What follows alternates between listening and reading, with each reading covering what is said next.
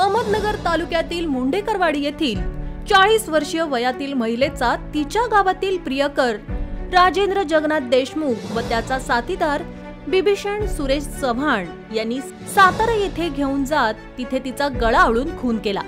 तसेच खुनाचा पुरावा नष्ट करण्यासाठी नजीकच्या कालव्यामध्ये मृतदेह फेकून दिला। या घटनेनंतर 5 ते 6 दिवसातच पोलिसांनी गुन्ह्याचा छडा लावत दोघा आरोपींना बेड्या ठोकल्या आहेत। 29 मे रोजी ही खुनाची घटना घडली होती।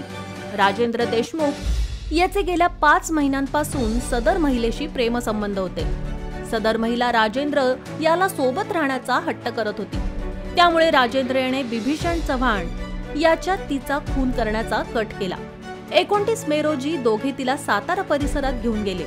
तेथे त्यांची पुन्हा वादावादी झाली आणि त्याच ठिकाणी दोघा आरोपींनी महिलेचा गळा आवळून खून करत मृतदेह कालव्यात फेकून दिला।